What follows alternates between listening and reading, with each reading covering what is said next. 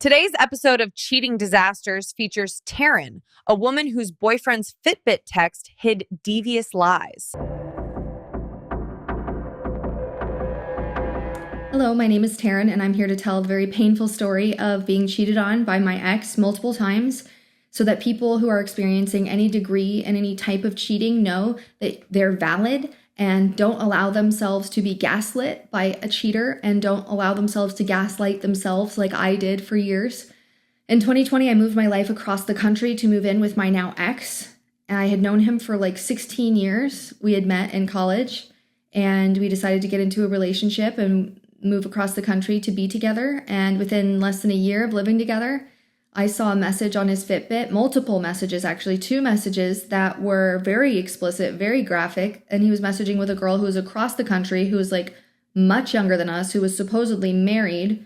And yeah, I confronted him immediately and he totally gaslit me, got mad at me for, bringing this up in the middle of a work day and just totally made me doubt myself, made me think that it wasn't real, made me think that and then tried to say that she accidentally texted him. She thought it was her husband and she was really embarrassed about it, but that I could call her if I wanted to, yada, yada, yada, yada, yada, got me to gaslight myself. And successfully, he gaslit me. And then I just, it was the first time I had ever lived away from home, especially that far and out of state. And I didn't know what to do. So I thought, well, if there is something going on, I'll find out more about it later. Nothing ever happened again until 4 years later, when I was still with this person who was extremely abusive in many ways.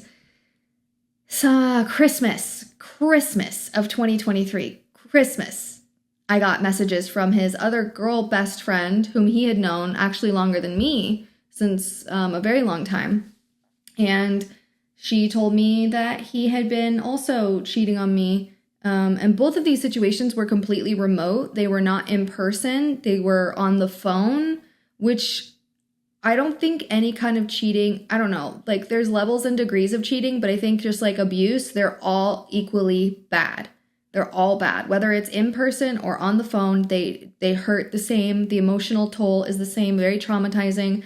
And yeah, I found that out from her and I still stayed with this person for a number of months after that, but I knew that I was going to break up with them, but I had to try to figure out how to get my stuff back and try to do it in a way that wouldn't, end up ruining my life. I ended up not getting any of my stuff back. And I ended up just 7 months after I broke up with them. I broke up with them in October. And about 7 months after that, I finally gave up on trying to get the rest of my stuff back because I decided that losing a few things from my childhood and a few things that had a lot of monetary value or whatever, losing a few more things was less painful than continuing to interact with someone who was a cheater and a liar and totally narcissistic to me.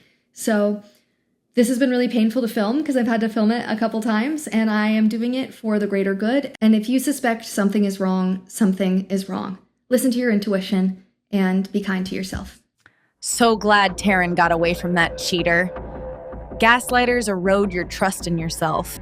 Over time, you second guess your perceptions, your emotions, and your sanity, exactly as they intend. As always, background check your dates before meeting them. See you next time. Hey everyone, we want to thank you for following and subscribing to Cheating Disasters. If you have your own story to share, we'd love to hear it. Send us a comment and we'll get back to you. Bye.